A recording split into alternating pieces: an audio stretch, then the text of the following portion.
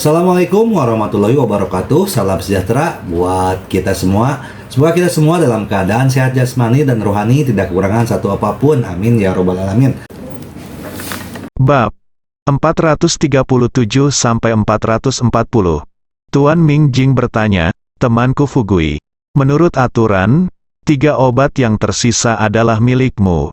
Kamu memiliki keputusan akhir tentang bagaimana menghadapinya. Li Fugui menunjuk.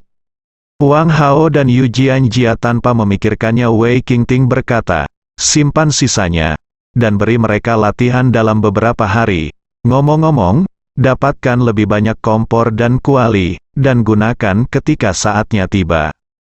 Wanita dari 2 keluarga telah menjadi apoteker. Tuan Ming Jing bertanya dengan heran. Wang Hao sedikit tersipu, dan berkata, Tuan Ming Jing bercanda, saya bukan seorang apoteker. Tetapi, kata tuan saya akan menjadi seorang apoteker di masa depan. Itulah yang dikatakan Wang Hao. Tetapi paruh kedua dari Wang Hao. Kalimat, tetapi tidak peduli bagaimana Anda mendengarkannya, Anda tampak sedikit tidak percaya diri dan sangat bersalah. Belum lagi Yu Jianjia dan Wei Qingting. Kedua wanita itu bahkan kurang percaya diri. Meskipun mereka mempercayai kata-kata Li Fugui, mereka tidak percaya pada diri mereka sendiri. Li Fugui berkata dengan tenang, meskipun mereka belum menjadi alkemis, jika mereka berjalan dengan baik, mereka akan dapat menjadi alkemis dalam waktu 1 bulan. Satu bulan, Tuan Ming Jing mengira itu tidak mungkin pada awalnya. Tetapi ketika dia mendengar tenggat waktu Li Fugui, dia hampir merobek janggutnya. Dia secara naluriah berpikir itu tidak mungkin. Namun, ketika dia melihat panci besar berisi cairan spiritual, dia tiba-tiba merasa bahwa selama Li Fugui mengatakannya, sepertinya tidak ada yang mustahil. Misalnya, Li Fugui mengatakan 2 hari lalu bahwa dia akan menjadi presiden konferensi eliksir. Siapa yang akan mempercayai kata-kata seperti itu saat itu? Semua orang mengira Li Fugui mencari kematian, tapi sekarang, dalam 2 hari, tampilan kekuatan Li Fugui saja telah membawa kemungkinan menjadi 50-50. Li Fugui menggaruk kepalanya dan berkata, terlalu lambat, kan? Nyatanya, saya rasa saya tidak bisa tinggal selama sebulan. Mari kita coba selama seminggu. Paling lambat, setengah bulan. Mereka harus menjadi alkemis. Tuan, Anda orang tua. Kemana Anda pergi? Mendengar ini, Wang Hao menjadi cemas. Ketika Li Fugui ada, dia merasa seolah-olah dia bisa mengandalkannya, dan dia merasa penuh harapan dan vitalitas dalam segala hal yang dia lakukan. Jika Li Fugui pergi, Wang Hao tidak bisa membayangkan seperti apa dia nantinya. Li Fugui berkata sambil tersenyum, saya bukan dari kota Qingzhou, tentu saja saya harus pulang. Tapi jangan khawatir, saya pasti sudah menjadi presiden konferensi eliksir saat itu. Jika gurunya tidak ada di sini, Wang Hao, Anda harus bertanggung jawab, bantu saya mengawasi konferensi eliksir. Apa? Mulut Wang Hao tiba-tiba menjadi berbentuk O. Otak semakin berdengung. Seperti apa ini? Seorang pengemis yang sangat miskin sehingga dia bahkan tidak mampu membeli makanan. Tiba-tiba seseorang berlari dan mengatakan kepadanya, Anda akan memiliki 100 juta dalam 2 hari. Anda harus memikirkan bagaimana membelanjakan 100 juta ini sekarang. Siapa yang bisa mempercayainya? Siapa yang ingin mempercayainya? Tapi Wang Hao harus mempercayainya lagi pula, apa yang Guru Li Fugui katakan sepertinya tidak pernah gagal. Yu Jianjia menjadi cemas, dia bertanya dengan lemah, Kakak Li, bisakah kita pergi bersamamu? Li Fugui hendak menolak, tetapi ketika dia melihat beberapa orang sedang menatapnya, hatinya bergerak dan mulutnya berkata, tentu saja, tapi kamu saya masih sekolah sekarang, dan belum terlambat untuk kembali setelah lulus, saya tidak bisa menunda studi Anda. Wei Qingting tidak sabar, dan segera berkata setelah mendengar ini, Saudara Li, bukankah ini hanya sebuah universitas? Li Fugui berkata dengan tegas, sekarang saya harus berbicara tentang Anda. Pergi ke perguruan tinggi bukan untuk menghasilkan uang. Ini lebih merupakan pengalaman. Pengalaman. Tahukah Anda apa yang paling kami sesali? Apa? Yu Jianjia, Wei Qingting dan bahkan Tuan Wang Hao dan Ming Jing tertarik dengan kata-kata Li Fugui. Li Fugui berkata dengan kesedihan yang tak terbatas, penyesalan terbesar dalam hidup saya adalah ketika saya masih muda. Keluarga saya miskin dan tidak memiliki uang untuk menyekolahkan saya. Jadi dia bahkan tidak pergi ke taman kanak-kanak. Jadi dia hanya bisa belajar sendiri. Apa? Tuan, kamu tidak pernah sekolah? Wang Hao tercengang, dan merasa bahwa pandangan dunianya telah disegarkan kembali. Yu Jianjia memandang Li Fugui dengan mata merah, dan ketika dia mendengar ini, dia menatap Wang Hao dengan pandangan mencela, dan berkata dengan lembut, Li Fugui saudaraku sangat pintar, dia bisa menjadi bakat sendiri, pasti bukan karena dia tidak ingin pergi ke sekolah, itu karena keluarganya miskin ketika dia masih muda. Wei Qingting juga memandang Li Fugui dengan simpatik, berpikir bahwa penyesalan terbesar Li Fugui sebenarnya adalah apa yang mereka berdua nikmati. Kedua gadis itu segera berhenti berbicara tentang tidak pergi ke sekolah dan melarikan diri dengan Li Fugui. Wang Hao ragu, dan selalu merasa ada yang salah dengan pernyataan ini. Tetapi dia tidak akan dapat menemukan kekurangan untuk sementara waktu, dan bahkan jika dia menemukannya, dia tidak akan dapat menemukannya. Dia tidak berani mempertanyakan kata-kata Li Fugui. Jadi dia tersenyum, canggung dan tidak berani berbicara lagi. Li Fugui diam-diam menghela nafas lega.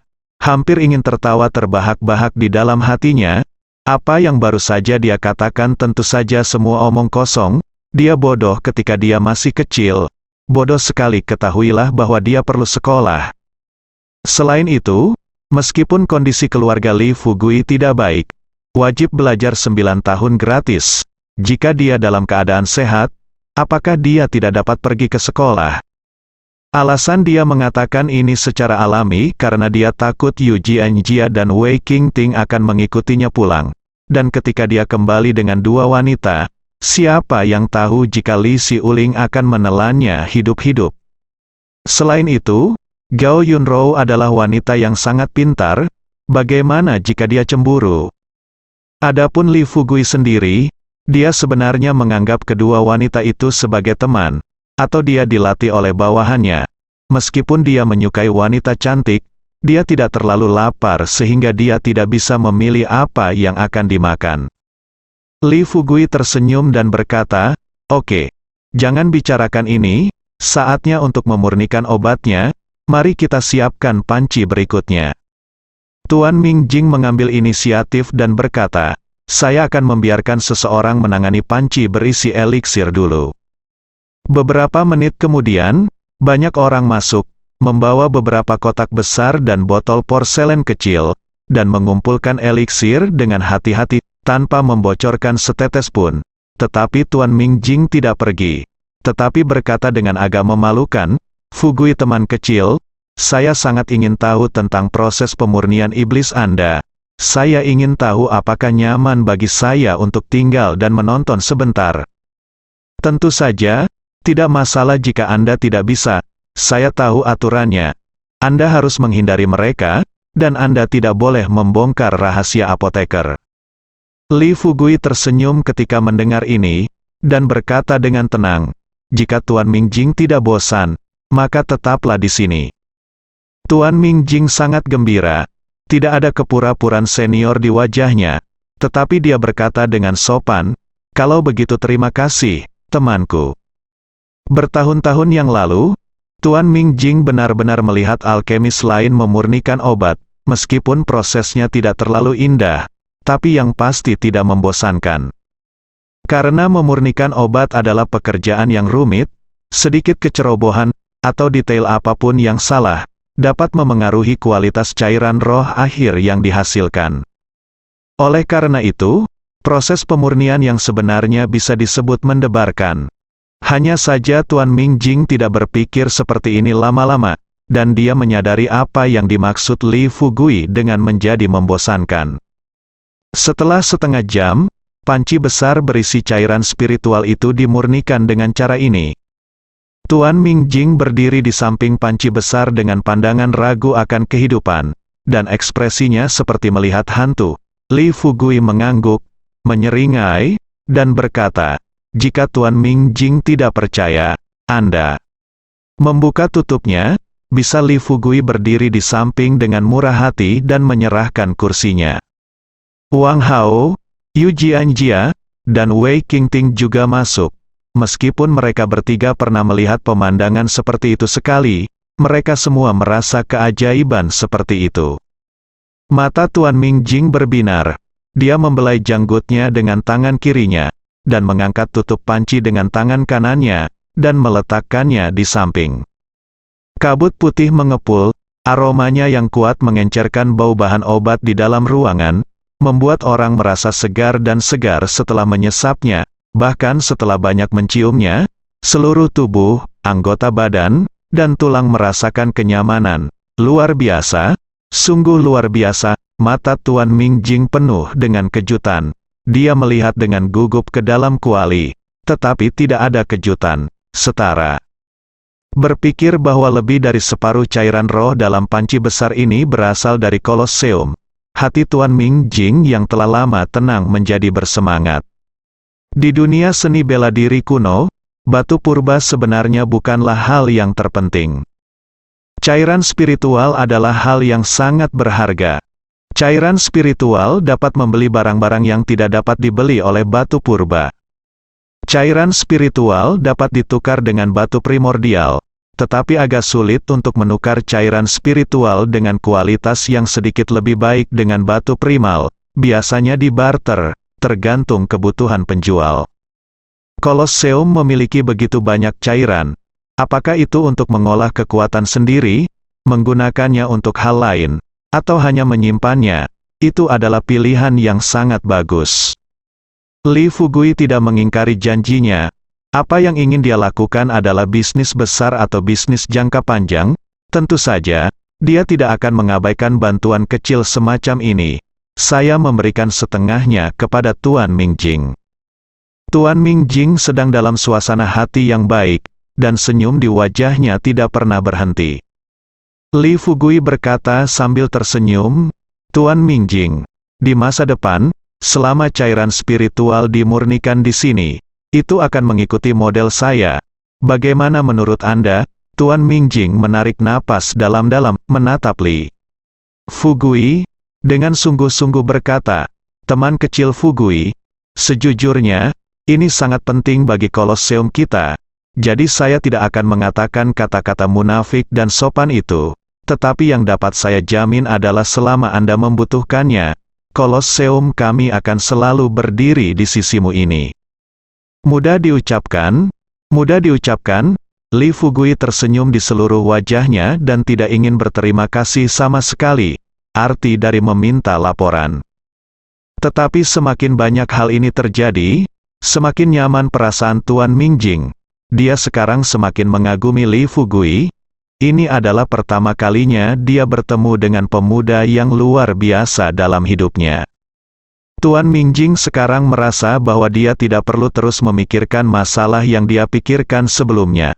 Dia harus mendorongnya secara langsung. Tetapi wanita itu perlu menghabiskan lebih banyak waktu. Li Fugui bertepuk tangan dan berkata dalam mulutnya, "Tuan Mingjing, 100 cairan obat semuanya telah dimurnikan.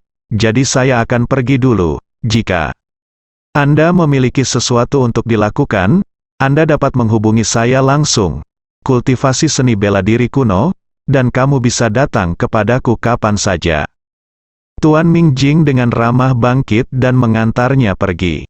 Li Fugui, Wang Hao, Yu Jianjia dan Wei Qingting segera meninggalkan Kolosseum, bersiap untuk kembali ke hotel. Di dalam mobil, Wang Hao berharap dia bisa mengepakkan sayapnya dan terbang kembali ke hotel, dan segera mulai berlatih latihan yang diberikan oleh Li Fugui.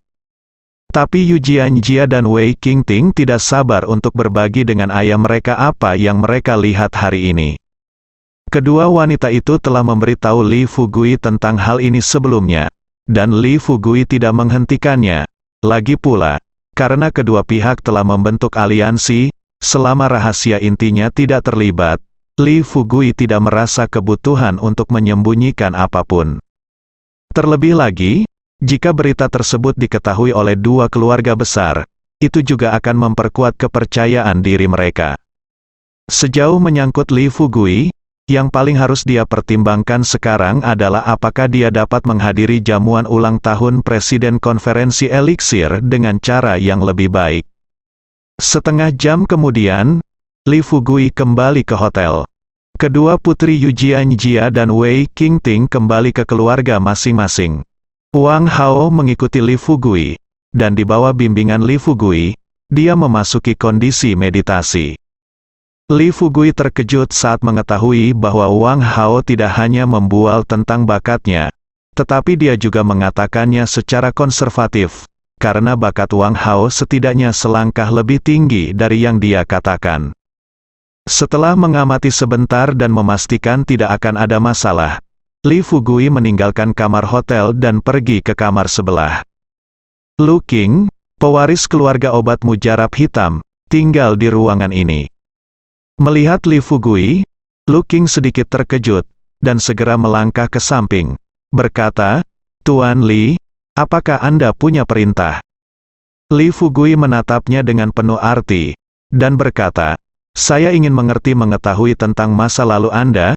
Aku ingin tahu apakah nyaman bagimu untuk memberitahuku tentang itu. Jika bukan karena munculnya artikel terakhir tentang memurnikan racun di Canon of Medicine tadi malam, Li Fugui mungkin akan mempercayai kata-kata Lu Qing. Tetapi karena munculnya bab pemurnian racun, Li Fugui menyadari bahwa identitas Lu Qing jelas tidak sesederhana yang dia katakan. Lagi pula, hal-hal yang dapat dicatat dalam buku medis bukanlah beberapa kios jalanan yang buruk. Li Fugui juga telah mempelajarinya selama periode waktu ini. Kebanyakan orang tidak tahu apa itu ramuan hitam, dan semua orang belum pernah mendengarnya. Ini sangat menarik. Li Fugui dapat menerima bahwa keluarga Lu Qing sebelumnya tidak mudah. Tetapi dia harus tahu segalanya, jika tidak, ini seperti bom waktu yang akan meledak di beberapa titik.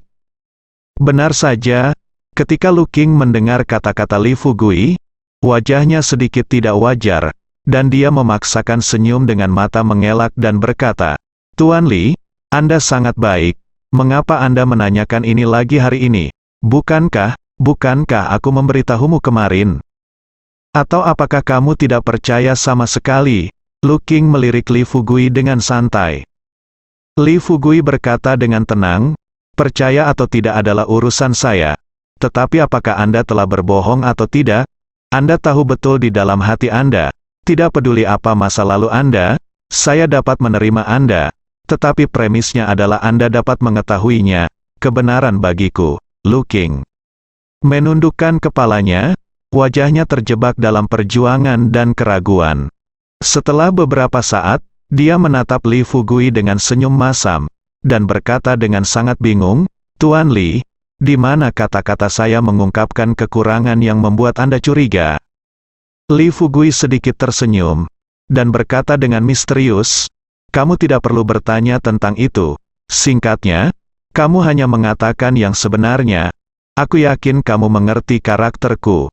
Karena aku berkata aku akan menerimamu, aku tidak akan pernah menerimamu. Menyesal."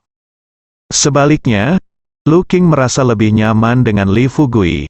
Meskipun dia tidak tahu banyak tentang Li Fugui sekarang mengendalikan hidup dan mati, dan dia sudah bisa mengendalikannya hanya dengan keraguan. "Jika Anda tahu sesuatu, interogasi perlahan saja." Tapi Li Fugui tidak melakukan ini.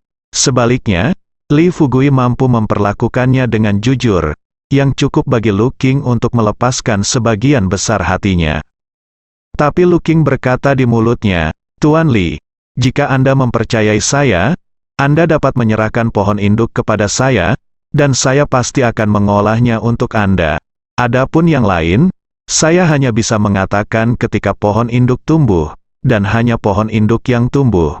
Pada saat itu, kamu akan benar-benar mempercayaiku." Li Fugui melirik Lu Qing dengan mata menyipit, lalu mengangguk sedikit, dan berkata, Tidak apa-apa, jangan curiga mempekerjakan orang. Dan jangan curiga pada orang, karena aku memilih untuk mempercayaimu. Tentu saja aku tidak akan mempercayaimu. Mendengar ini, Lu Qing menghela napas lega, dan berkata dengan penuh syukur, Tuan Li, terima kasih banyak. Li Fugui menepuk pundak Lu Qing dan berkata sambil tersenyum, tidak perlu, terima kasih, karena kamu sudah menjadi anggota perusahaan dapat membantumu apapun yang terjadi. Lu Qing mendengar penekanan Li Fugui pada kata segalanya, dan dia sedikit tersentuh, dan tahu bahwa Li Fugui tidak membohongi dirinya sendiri sekarang, tetapi benar-benar mengetahui sesuatu. Li Fugui memperhatikan reaksi Lu Qing, tersenyum diam-diam, dan meninggalkan ruangan. Sebenarnya, dia hanya menebak, dan dia tidak yakin, tapi sekarang, melihat reaksi Lu Qing, dia sudah bisa yakin bahwa tebakannya cukup dekat. Keesokan harinya, konferensi pemeriksaan obat tradisional China Huaxia hari ini masih diadakan dibandingkan dengan 2 hari sebelumnya. Suasana hari ini paling santai. Jadi dengan cara yang sama, Li Fugui tidak berniat pergi ke pusat konferensi hari ini.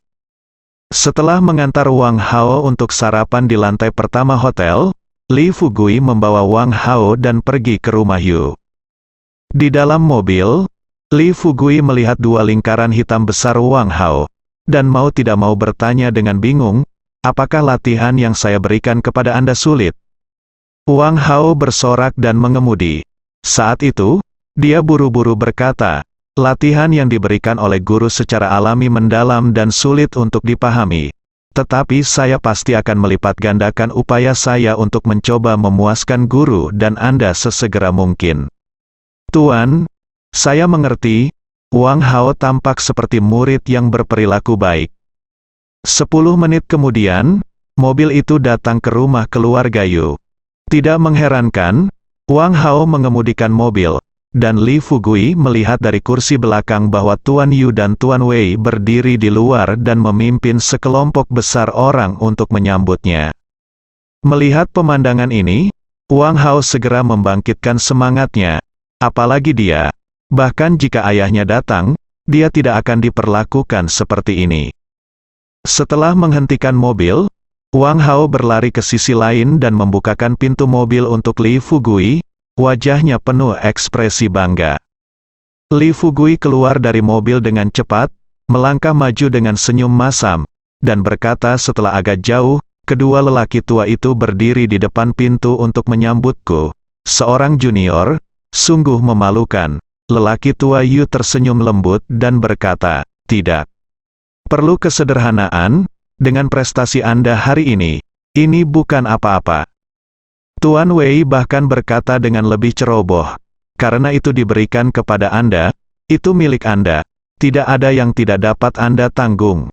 Hal-hal tidak peduli dengan detail kecil. Itulah yang diajarkan kedua lelaki tua itu kepadamu. Li Fugui menjawab dengan hormat, mengikuti saran orang lain.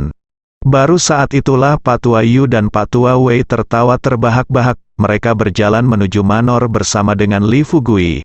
Satu di kiri dan satu lagi di kanan.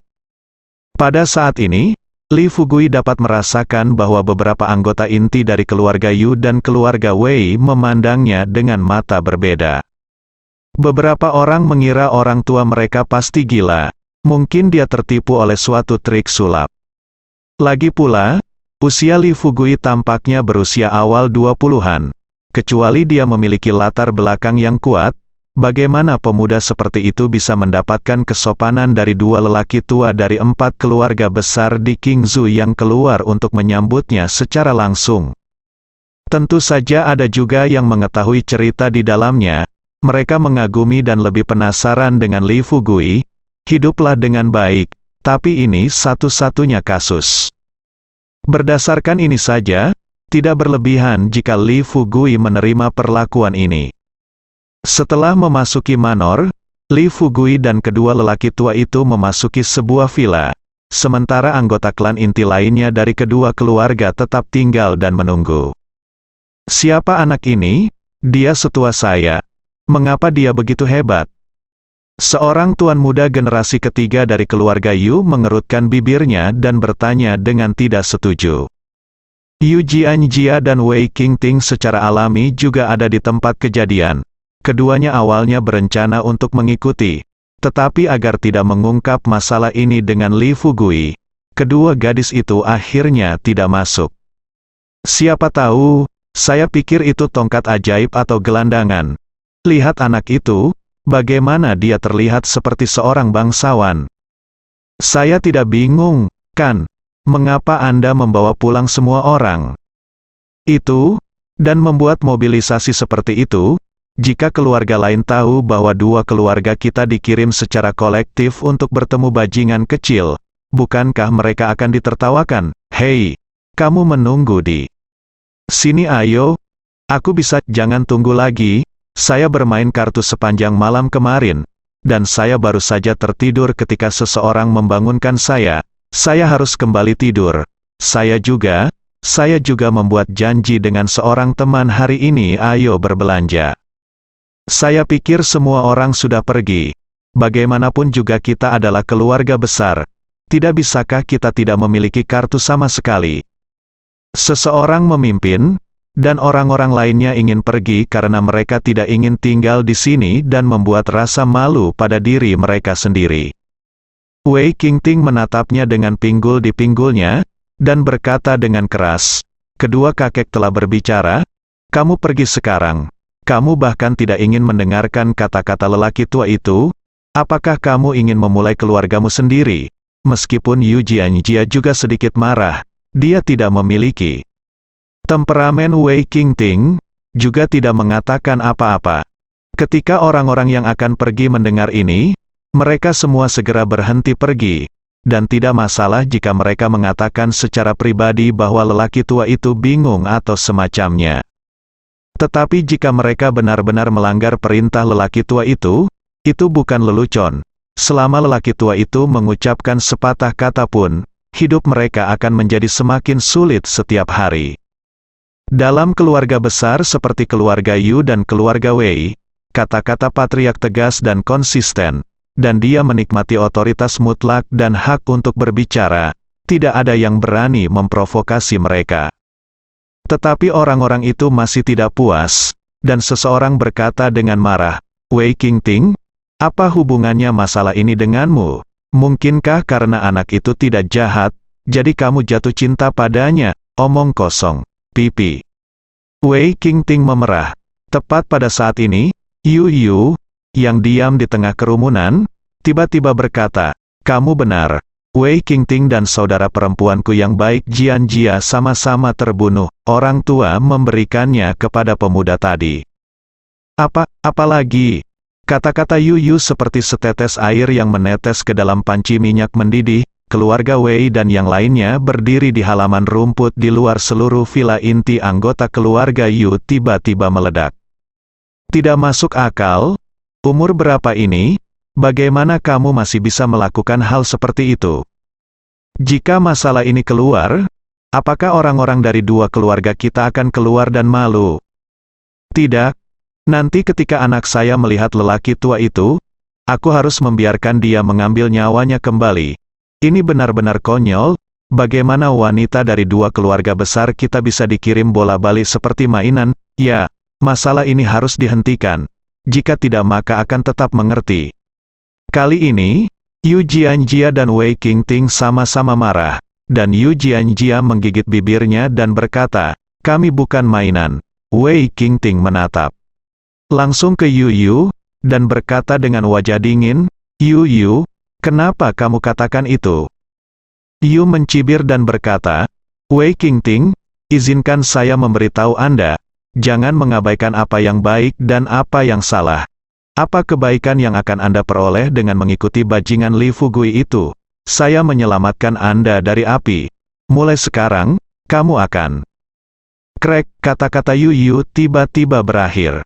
Karena wajah cantik Wei Qingting sedingin es, dan tamparannya bahkan lebih kencang, dan dia menamparkan wajah Yu. Mata Yuda terbuka lebar, dia menutup mulutnya, wajahnya menjadi kesal dengan kecepatan yang terlihat dengan mata telanjang. Dia mengangkat tangannya dan hendak menamparkan punggungnya. Namun, bakat Wei Qingting dalam seni bela diri kuno itu bagus.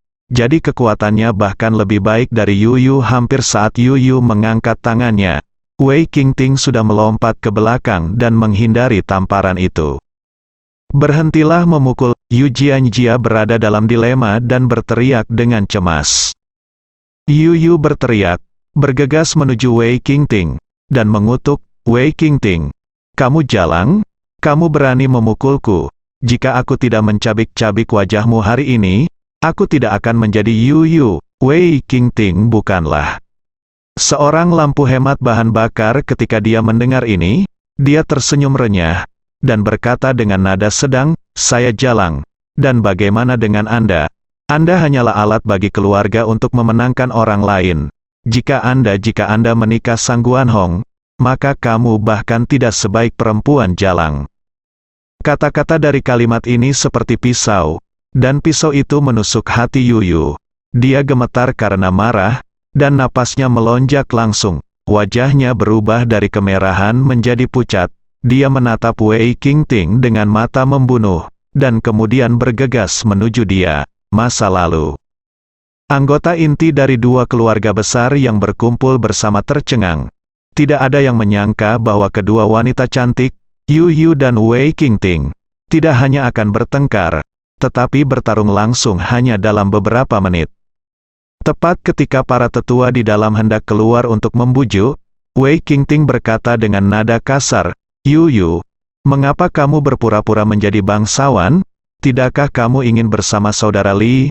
Hanya saja saudara Li tidak menyukaimu, dan kamu tidak ingin bersamanya.